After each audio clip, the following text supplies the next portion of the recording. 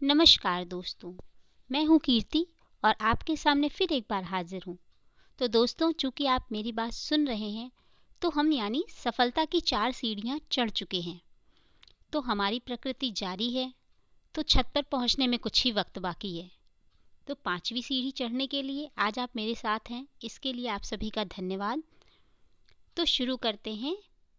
जीत आपकी पुस्तक जो कि शिव खेड़ा जी ने लिखी है, उसका चैप्टर नंबर 5, प्रेरणा, खुद को और दूसरों को हर रोज प्रेरित करना। अब्राहम लिंकन के अनुसार इंतज़ार करने वालों को अच्छी चीज़ें मिलती तो हैं, पर केवल ऐसी चीज़ें ही मिलती हैं जिन्हें कोशिश करने वाले छोड़ देते हैं। मैं 2 बातों में यकीन रखता हूँ। पहली, ज़्यादातर लोग अच्छे होते हैं पर वे और अच्छे बन सकते हैं। दूसरी, ज़्यादातर लोग यह जानते हैं कि उन्हें अपनी ज़िंदगी को बेहतर बनाने के लिए क्या करना चाहिए। सवाल यह उठता है कि फिर वे कोशिश क्यों नहीं करते। कमी है एक चिंगारी की, एक प्रेरणा की। अपनी मदद करने के तरीके बताने वाली कुछ किताबें यह सिखाने की कोशिश करती हैं कि हमको क्या करना चाहिए, लेकिन मेरा तरीका अलग है। मैं लोगों से पूछता हूँ, हम यह काम क्यों नहीं करते। अगर हम सड़क पर मिलने वाले लोगों से पूछें कि क्या करना चाहिए, तो वे हमको सारे सही जवाब देंगे। लेकिन अगर हम उनसे यह पूछें कि क्या वे उन बातों पर अमल भी कर रहे हैं, तो जवाब होगा नहीं। इसकी वजह है प्रेरणा का अभाव। सबसे शक्तिशाली प्रेरणा हमारे अपने विश्वासों से जन्म लेती है। किसी काम के लिए पहल करने के लिए जरूरी होता है कि हम जो काम करने जा रहे हैं उसमें यकीन रखें और अपने जीवन में उसकी जिम्मेदारी स्वीकार करें। जब हम अपने कार्य और व्यवहार की जिम्मेदारी स्वीकार करने लगते हैं, तो जिंदगी के बारे में हमारा नज़रिया बेहतर हो जाता है। हम निजी जिंदगी में और अपने पेशे में ज़्यादा नतीजे देने लगते हैं। घर और दफ्तर में हमारे रिश्ते बेहतर होने लगते हैं। जिंदगी सार्थक और ज़्यादा भरपूर हो जाती है। शारीरिक ज़रूरतें पूरी हो जाने के बाद व्यक्ति की भावनात्मक ज़रूरतें ज़्यादा शक्तिशाली प्रेरणा बन जाती हैं। हमारा हर व्यवहार लाभ और हानि के उसूल से बनता है। अगर लाभ से हानि ज़्यादा है तो यह हमारे काम में रुकावट बन जाएगी, और अगर हानि से लाभ ज़्यादा है तो वह प्रेरणा बन जाएगा। आर्थिक पुरस्कार, छुट्टियों और तोहफों की शक्ल में मिलने वाले लाभ दिखाई देते हैं, लेकिन मान्यता, प्रशंसा, खुशहाली के एहसास, तरक्की, जिम्मेदारी, परिपूर्णता के एहसास, खुद की सार्थकता का एहसास, किसी काम को पूरा करने की अनुभूति और विश्वास के रूप में हासिल होने वाले लाभों को केवल महसूस किया जा सकता है, वे आंखों को दिखाई नहीं देते। प्रेरणा की परिभाषा। दूसरा सवाल यह पैदा होता है कि प्रेरणा है क्या। प्रेरणा एक ऐसी प्रेरक शक्ति है जो हमारे काम या भावनाओं में जोश भरती है। प्रेरित करने का मतलब होता है जोश और जज्बा पैदा करना। प्रेरणा का अर्थ किसी के अंदर काम करने की लगन पैदा करना भी हो सकता है। प्रेरणा बहुत शक्तिशाली है। यह हमारे मन के संदेह को दूर करके हमको प्रेरित और गतिशील करती है। दूसरे शब्दों में, प्रेरणा किसी भी काम को करने की वजह मानी जा सकती है। यह एक ऐसी ताकत है जो हमारी जिंदगी बदल सकती है। हमें प्रेरित होने की आवश्यकता क्यों होती है? प्रेरणा हमारे जीवन की प्रेरक शक्ति होती है। इसका जन्म सफल होने की इच्छा से होता है। सफलता के बिना जिंदगी में न तो इज्जत मिलती है और ना ही घर या दफ्तर में आनंद और उत्तेजना का माहौल बन पाता है। जिंदगी उस टेढ़े मेढ़े पहिए की तरह हो जाती है जिस पर हिचकोले खाते हुए सवारी करनी पड़ती है। प्रेरणा की सबसे बड़ी दुश्मन आत्मसंतुष्टि है। आत्मसंतुष्ट व्यक्ति कोशिश नहीं करता। आत्मसंतुष्ट लोग विकास भी नहीं कर पाते, क्योंकि उन्हें जिंदगी की ज़रूरतों का एहसास ही नहीं हो पाता है। प्रेरणा कैसे काम करती है? प्रेरणा कैसे उत्पन्न होती है, इसे समझ लेने के बाद हम खुद को प्रेरित करके अपने मकसद को तो हासिल कर ही सकते हैं, इसके अलावा दूसरों को भी प्रेरित कर सकते हैं। हमारी आंतरिक प्रेरणा ही हमारी प्रेरक शक्ति और नज़रिया होती है और यह हमारे आसपास के माहौल पर भी असर डालती है। हम दूसरे लोगों से जैसे व्यवहार की उम्मीद करते हैं, उसे हासिल करने की कुंजी हमारा नज़रिया ही है। कोई इंसान प्रेरित और लक्ष्य के प्रति समर्पित कैसे रह सकता है? इसके लिए खिलाड़ी लंबे समय तक आत्म सुझाव के तरीके का इस्तेमाल करते आ रहे हैं। आत्म सुझाव के अंतर्गत कुछ आशावादी वाक्य वर्तमान काल में बोले जाते हैं और उन्हें लगातार दोहराया जाता है। दूसरे शब्दों में कहें तो यह खुद से की गई आशावादी बातचीत है। उदाहरण के तौर पर मान लीजिए कि हमने हाल ही में कोई नया काम शुरू किया है। खुद को आत्म सुझाव देने के लिए हम इस वाक्य को दिन में कई बार दोहरा सकते हैं। मेरा आत्मविश्वास हर रोज बढ़ता जा रहा है। या फिर मान लीजिए कि हमारा बेटा एक ऐसे दौर से गुजर रहा है जिसमें उसकी हर बात हमारे मन में खींच पैदा करती है।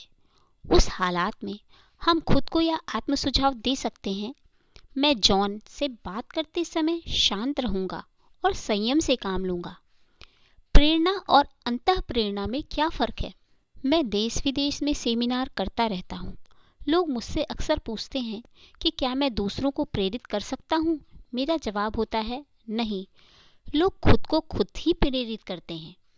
मैं तो लोगों को प्रेरित होने के लिए अंतः प्रेरणा देता हूँ।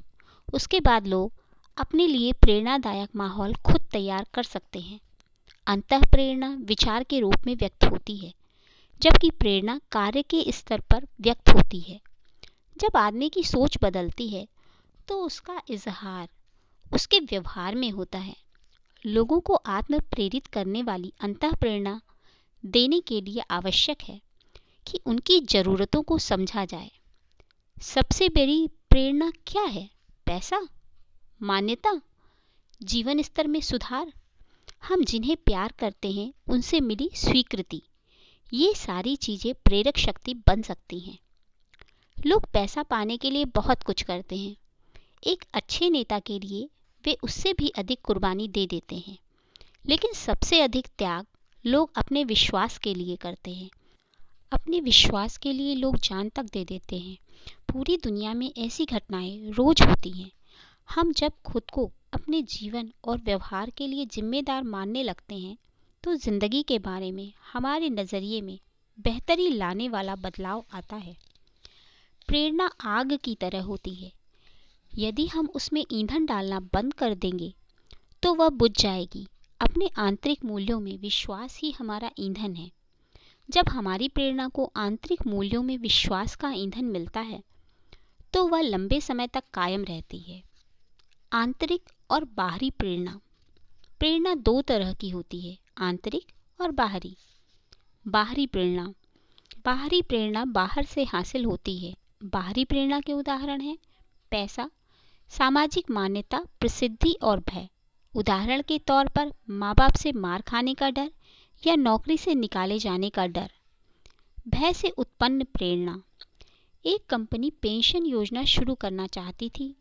योजना को लागू करने के लिए जरूरी था कि उसे सारे कर्मचारी मंजूरी दें। जॉन के अलावा हर कर्मचारी ने उस योजना को मंजूरी देने के लिए दस्तखत कर दिए।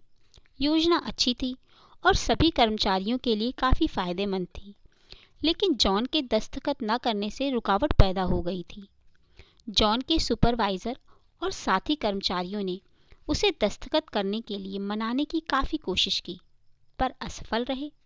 आखिरकार कंपनी के मालिक ने जॉन को अपने दफ्तर में बुलाकर कहा, जॉन, यहाँ पेन रखिए और साथ में पेंशन योजना है कि ये कागजात रखे हुए हैं जिनमें शामिल होने के लिए तुम्हें दस्तखत करने हैं। अगर तुम इस योजना में शामिल नहीं होना चाहते तो तुम्हें इसी वक्त नौकरी से निकाल दिया जाएगा। जॉन ने दस्तखत कर दिए। तब कंपनी के मालिक ने पूछा, उसने दस्तखत पहले क्यों नहीं किए? जॉन ने जवाब दिया, इससे पहले किसी ने इस योजना को इतनी अच्छी तरह से नहीं समझाया था जिस तरह आपने समझाया है। अक्सर देखा जाता है कि शिकारी को चकमा दे देते हैं। वजह यह होती है कि शिकारी अपना भोजन जुटाने के लिए दौड़ रहा होता है, जबकि शिकार अपनी जान बचाने के लिए भाग रहा होता है। भय के कारण उत्पन्न होने वाली प्रेरणा के ये फायदे हैं। इसकी वजह से काम जल्दी पूरा हो जाता है। काम समय पर पूरा हो जाने से नुकसान नहीं होता। थोड़े समय के लिए इंसान की काम करने की शक्ति बढ़ जाती है। हम इतिहास में पढ़ते हैं कि पिरामिडों को गुलामों ने बनाया था। उनकी लगातार निगरानी की जाती थी और काम न करने पर सजा दी जाती थी। लेकिन डर से जन्म लेने वाली प्रेरणा के नुकसानदेह पहलू भी हैं। मसलन, यह बाहर से दी जाने वाली प्रेरणा है। इसका मतलब यह है कि प्रेरणा तभी तक कायम रहती है जब तक प्रेरणा देने वाला मौजूद रहता है। प्रेरणा देने वाले के हटते ही प्रेरणा भी समाप्त हो जाती है। यह तनाव पैदा करती है। सीमित काम करते हैं जिससे जान बची रहे। आखिरकार काम करने की शक्ति घट जाती है। यह रचनात्मकता को खत्म कर देती है। लोग डंडे के डर से काम करने के आदी हो जाते हैं और उनसे काम करवाते रहने के लिए बड़े फिर और बड़े डंडे की ज़रूरत होती है। जो लोग केवल उतना ही काम करते हैं जिससे कि उनकी नौकरी बची रहे, वे किसी संस्था के लिए कीमती साबित नहीं हो सकते। एक ग्राहक ने किसी कर्मचारी से पूछा, तुम यहाँ कब से काम कर रहे हो? कर्मचारी ने जवाब दिया, जब से उन्होंने मुझे नौकरी से निकालने की धमकी दी। प्रोत्साहन प्रेरणा। बाहरी प्रेरणा कई तरह के प्रोत्साहनों, बोनस, कमीशन, मान्यता आदि के रूप में भी दी जा सकती है। प्रोत्साहन प्रेरणा का सबसे बड़ा लाभ यह है कि जब तक असरदार प्रोत्साहन मिलता रहता है, तब तक यह काफ़ी कारगर साबित होती है। जरा उस गधे के बारे में सोचिए जिसके आगे एक गाजर लटक रही हो और पीछे एक गाड़ी जुती हो। इस मामले में प्रोत्साहन प्रेरणा कारगर तभी साबित होगी जब गधा काफ़ी भूखा हो, गाजर मीठी हो और गाड़ी पर लदा बोझ हल्का हो। समय समय पर हमको गधे को थोड़ी सी गाजर खाने के लिए देनी होगी, वरना उसका उत्साह खत्म हो जाएगा। थोड़ी गाजर खा लेने के बाद जब गधे का पेट भर जाएगा तो हमको उसके फिर भूखे होने का इंतज़ार करना पड़ेगा ताकि वह गाजर खाने के लिए गाड़ी खींचे। हमारी व्यापारिक माहौल में भी यही सिलसिला देखने को मिलता है। सेल्समैन अपना कोटा पूरा होते ही काम करना बंद कर देते हैं क्योंकि उनकी प्रेरणा कोटा पूरा होने तक ही सीमित होती है। ऐसी प्रेरणा बाहरी है, अंदरूनी नहीं। आंतरिक प्रेरणा। एक लड़का फुटबॉल खेलने की प्रैक्टिस करने लगातार आता था, लेकिन वह कभी टीम में शामिल नहीं हो सका। जब वह प्रैक्टिस करता था तो उसके पिता मैदान के किनारे बैठकर उसका इंतज़ार करते रहते थे। मैच शुरू हुए तो वह लड़का 4 दिन तक प्रैक्टिस करने नहीं आया। वह क्वार्टर फाइनल और सेमीफाइनल मैचों के दौरान भी नहीं दिखा, लेकिन वह लड़का फाइनल मैच के दिन आया। उसने कोच के पास जाकर कहा, आपने मुझे हमेशा रिजर्व खिलाड़ियों में रखा और कभी टीम में खेलने नहीं दिया, लेकिन कृपा करके आज मुझे खेलने दें। कोच ने कहा, बेटा, मुझे दुख है कि मैं तुम्हें यह मौका नहीं दे सकता। टीम में तुमसे अच्छे खिलाड़ी मौजूद हैं। इसके अलावा यह फाइनल मैच है। स्कूल की इज्जत दांव पर लगी है। मैं तुम्हें मौका देकर खतरा मोल नहीं ले सकता। लड़के ने मिन्नत करते हुए कहा, सर, मैं आपसे वादा करता हूँ कि मैं आपके विश्वास को नहीं तोड़ूंगा। मेरी आपसे विनती है कि मुझे खेलने दें। कोच ने इससे पहले लड़के को कभी इस तरह विनती करते हुए नहीं देखा था। उसने कहा, ठीक है बेटे, जाओ खेलो, लेकिन याद रखना कि मैंने यह निर्णय अपने ही बेहतर फैसले के खिलाफ लिया है और स्कूल की इज्जत दांव पर लगी है। मुझे शर्मिंदा न होना पड़े। खेल शुरू हुआ और लड़का तूफान की तरह खेला। उसे जब भी गेंद मिली उसने गोल मार दिया। कहना न होगा कि वह उस मैच का हीरो बन गया। उसकी टीम को शानदार जीत मिली। खेल खत्म होने के बाद कोच ने उस लड़के के पास जाकर कहा, बेटा, मैं इतना गलत कैसे हो सकता हूँ? मैंने तुम्हें पहले कभी इस तरह खेलते हुए नहीं देखा। यह चमत्कार कैसे हुआ? तुम इतना अच्छा कैसे खेल गए? लड़के ने जवाब दिया, कोच, आज मेरे पिताजी मुझे खेलते हुए देख रहे थे। कोच ने मुड़कर उस जगह को देखा जहां उसके पिताजी बैठा करते थे, लेकिन वहां पर कोई बैठा नहीं था। उसने पूछा, बेटा तुम जब भी प्रैक्टिस करने आते थे तो तुम्हारे पिताजी वहाँ बैठा करते थे, लेकिन आज मैं वहाँ पर किसी को नहीं देख रहा हूँ। लड़के ने उत्तर दिया, कोच, मैंने आपको यह कभी नहीं बताया कि मेरे पिताजी अंधे थे। 4 दिन पहले उनकी मृत्यु हो गई। आज पहली बार वह मुझे ऊपर से देख रहे हैं। आत्मसम्मान, उपलब्धि के एहसास, जिम्मेदारी और विश्वास जैसे आंतरिक प्रेरणाएं व्यक्ति के अंदर से आती हैं। आंतरिक प्रेरणा व्यक्ति को अनुभव होने वाली आंतरिक संतुष्टि है। इसका संबंध जीत या सफलता से नहीं होता, बल्कि यह तो किसी काम को पूरा करने से महसूस होने वाली पूर्णता से जन्म लेती है। इसका रिश्ता केवल मंजिल पाने से नहीं, बल्कि किसी काम को अंजाम तक पहुंचा देने के एहसास से होता है। किसी निरर्थक लक्ष्य को हासिल करने से आत्मसंतुष्टि नहीं मिलती। आंतरिक प्रेरणा टिकाऊ होती है, क्योंकि यह इंसान के अंदर ही जन्म लेती है और आत्म प्रेरणा का रूप लेती है। सफलता पाने के लिए अपनी प्रेरणा को पहचानने और लगातार शक्तिशाली बनाने की ज़रूरत पड़ती है। अपने लक्ष्य को लिखिए और उसे अपने सामने रखकर सुबह शाम पढ़ा कीजिए। 2 सबसे अधिक महत्वपूर्ण आंतरिक प्रेरणाएं हैं, मान्यता और जिम्मेदारी। मान्यता पाने का मतलब है लोग हमारी प्रशंसा करें, हमको मान सम्मान दें, हमसे जुड़ाव महसूस करें। जिम्मेदारी से आदमी में जुड़ाव और स्वामित्व की भावना जन्म लेती है। वह एक बड़ी तस्वीर का हिस्सा बन जाता है। जिम्मेदारी का अभाव आदमी के उत्साह को घटाता है। मान्यता बाहरी चीज़ है, क्योंकि यह बाहर से हासिल होती है, हालांकि इसका इजहार आदमी के अंदर होता है। दूसरी ओर जिम्मेदारी एक अंदरूनी एहसास है और इसकी अनुभूति व्यक्ति को अपने अंदर होती है। जिल का उदाहरण लें, वह एक ग्राहक सेवा प्रतिनिधि थी और इस काम में 6 सालों से जुड़ी थी।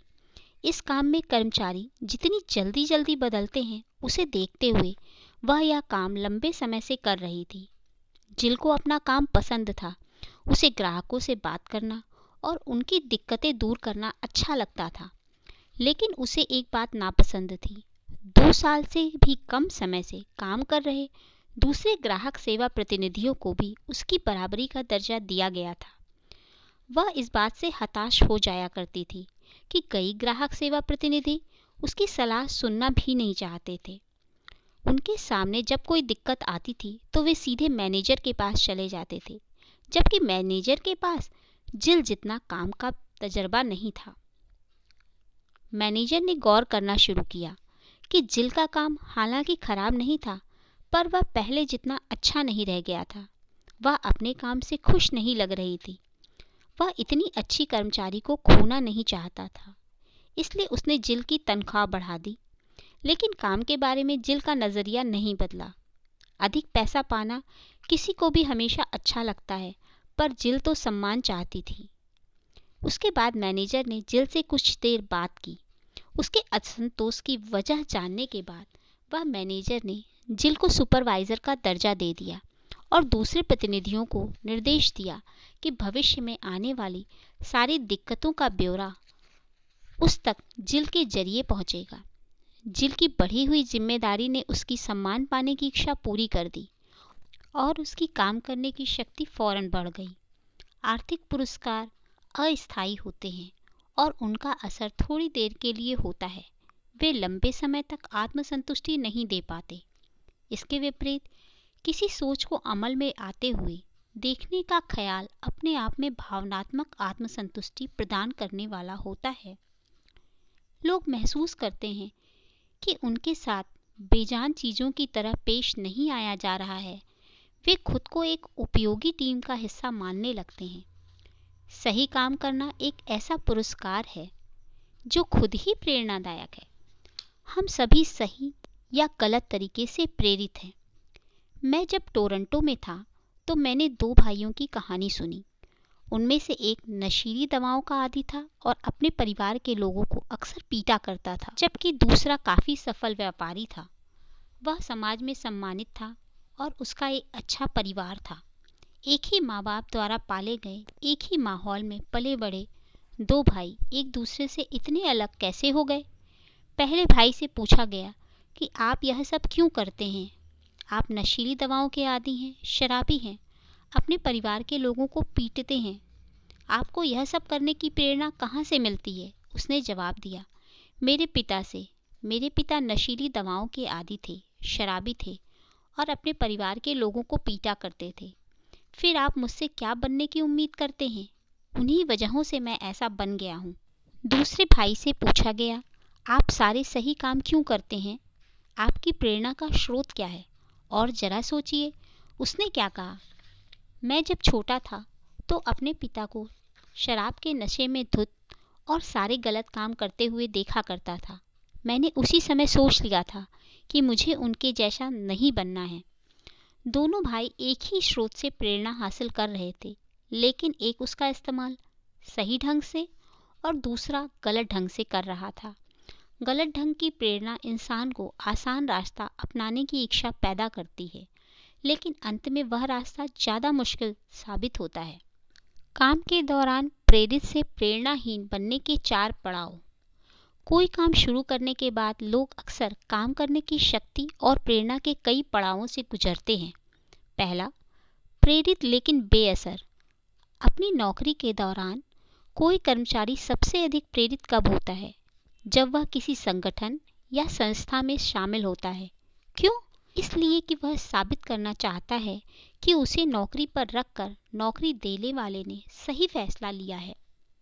वह प्रेरित होता है, लेकिन माहौल में नया होने की वजह से यह नहीं जानता कि उसे क्या करना है, इसलिए बेअसर होता है। यह एक ऐसा पड़ाव होता है जब कर्मचारी पूरे खुले दिमाग के चीज़ों को सीखना चाहता है। उस दौरान उसे संस्था की संस्कृति में डालना काफ़ी आसान होता है। इस पड़ाव पर उसे ट्रेनिंग और सही दिशा देना जरूरी होता है। गैर पेशेवर संगठनों के पास दिशा देने वाला कोई कार्यक्रम या तो होता ही नहीं है अथवा बेहद घटिया दर्जे का होता है। काम के पहले दिन सुपरवाइज़र नए कर्मचारी को उसके काम करने की जगह दिखाता है और उसे क्या करना है यह बताकर फुर्सत पा लेता है। इस तरह वह कर्मचारी को अच्छी बातें बताने के साथ ही अपनी सारी बुराइयां भी सिखा जाता है। नया कर्मचारी सुपरवाइज़र की सारी गलतियों को फौरन सीख लेता है, क्योंकि उसे यही सिखाया जाता है। इस तरह वह संगठन नए कर्मचारी को संस्था की संस्कृति में डालने का मौका गंवा देता है।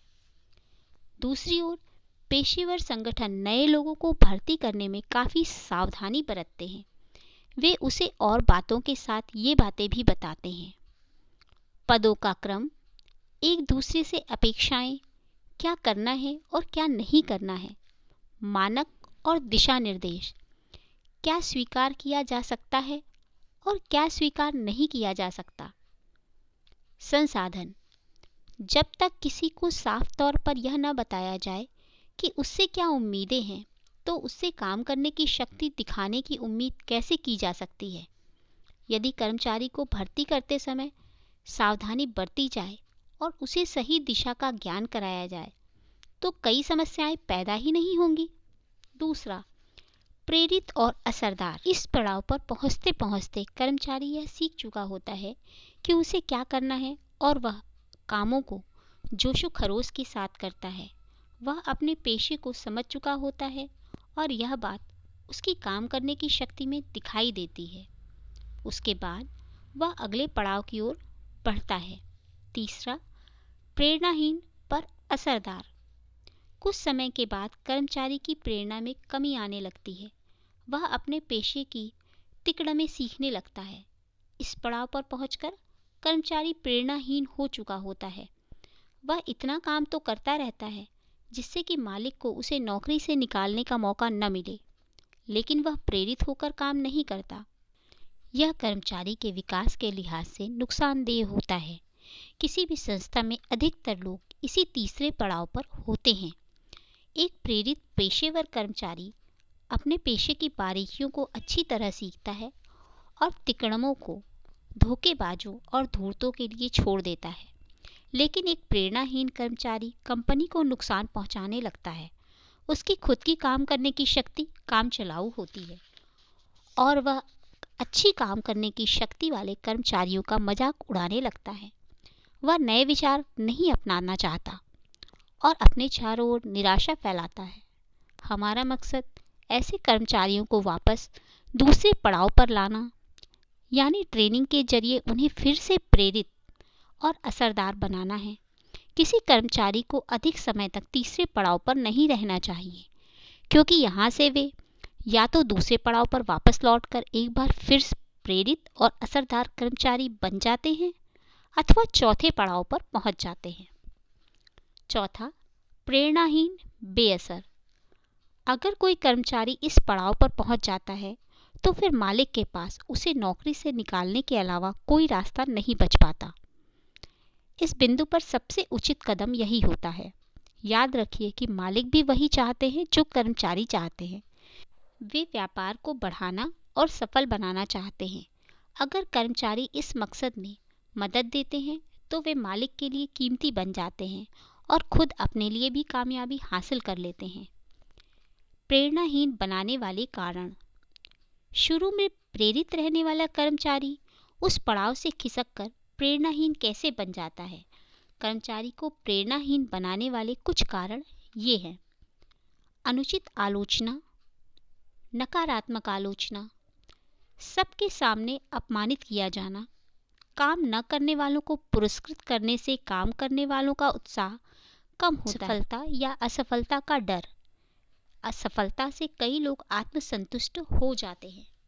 दिशाहीनता, कोई निश्चित लक्ष्य न होना, आत्मसम्मान की कमी, प्राथमिकताएं तय न करना, नकारात्मक आत्मवार्ता, दफ्तर की राजनीति, अनुचित व्यवहार, पाखंड, घटिया मानदंड, तेजी से किए जाने वाले बदलाव, अधिकार दिए बिना सौंपी गई जिम्मेदारी। कोई आवश्यक नहीं है कि एक संतुष्ट व्यक्ति प्रेरित भी हो। कुछ लोग थोड़े से ही में संतुष्ट हो जाते हैं। ऐसे मामलों में संतुष्टि निष्क्रियता भरी आत्मसंतुष्टि को जन्म देती है, जबकि प्रेरणा का जन्म उत्तेजना से होता है और उत्तेजना तभी पैदा होती है जब किसी काम के प्रति पूरा समर्पण हो। प्रेरित करने के नए तरीके तब तक कारगर नहीं हो सकते जब तक प्रेरणाहीन बनाने वाली वजहों को दूर न कर दिया जाए। कई बार प्रेरणाहीन बनाने वाले कारणों को दूर कर देने भर से लोग प्रेरित हो जाते हैं। प्रेरक। हम जिस मकसद को हासिल करना चाहते हैं वह है आत्म प्रेरणा, यानी एक ऐसी स्थिति जिसमें लोग कोई काम किसी दूसरे की पैदा की हुई वजहों से नहीं बल्कि अपनी खुद की वजहों से करें। ऐसी प्रेरणा ही टिकाऊ होती है। याद रखिए, सबसे बड़ी प्रेरक शक्ति हमारा विश्वास है। हमें खुद में यह विश्वास पैदा करना होगा कि अपने काम और व्यवहार के लिए हम खुद जिम्मेदार हैं। लोग जब जिम्मेदारी कबूल करने लगते हैं तब गुणवत्ता, उत्पादकता, रिश्तों, टीम भावना के साथ काम, यानी हर चीज में सुधार आ जाता है। दूसरों को प्रेरित करने के कुछ तरीके ये हैं। मान्यता दें, इज्जत दें, काम को दिलचस्प बनाएं, अच्छे श्रोता बने, लक्ष्य तय करने के लिए प्रोत्साहित करें, विकास के अवसर मुहैया कराएं, ट्रेनिंग दें, चुनौती पेश करें, मदद करें, पर दूसरों के लिए उन कामों को न करें जिन्हें वे अपने लिए खुद कर सकते हैं। निष्कर्ष, लोग कोई काम हमारी पैदा की हुई वजहों से नहीं बल्कि खुद की वजहों से करते हैं। रैल्फ वॉल्डो इमर्सन के साथ घटी घटना से यह बात काफ़ी अच्छी तरह जाहिर होती है। एक बार इमर्सन और उनका बेटा एक बछड़े को बखार में घुसाने की कोशिश कर रहे थे। बछड़े को खींच खींच कर और धक्का दे देकर बाप बेटे बुरी तरह थक गए, पर बछड़ा बखार में नहीं घुसा। तभी एक छोटी सी लड़की उधर से गुजरी। उसने अपनी नन्ही सी अंगुली बछड़े के मुंह में डाल दी। इसके बाद तो बछड़ा उंगली को चूसते हुए उस लड़की के पीछे पीछे बखार में बड़े आराम से चला गया। कार्य योजना। नोलन बुसनिल के अनुसार शावर के नीचे नहाने वाला हर आदमी इस बात को जानता है कि यह आदमी ही है जो बौछारों से बाहर आता है, खुद को सुखाता है और कुछ ऐसे काम करता है जिससे एक उम्दा फर्क पड़ता है। पहला, ट्रेनिंग के जरिए गर्व की भावना विकसित कीजिए। दूसरा, कार्य क्षमता प्रदर्शित करने वालों को पुरस्कृत कीजिए। तीसरा, अच्छी तरह व्याख्यायित और स्पष्ट लक्ष्य तय कीजिए। चौथा, ऊंची उम्मीदें रखिए। पांचवा, साफ और निश्चित पैमाने तय कीजिए। छठा, दूसरों की ज़रूरतों को समझिए। सातवां, दूसरों को भी अपनी व्यापक योजना का हिस्सा बनाइए। आठवां, खुद को एक सकारात्मक उदाहरण के रूप में पेश कीजिए। नवां, दूसरों में आत्मसम्मान विकसित कीजिए। धन्यवाद दोस्तों। Please like, share and subscribe to my channel. तो अब मिलते हैं अपने अगले वीडियो में। धन्यवाद।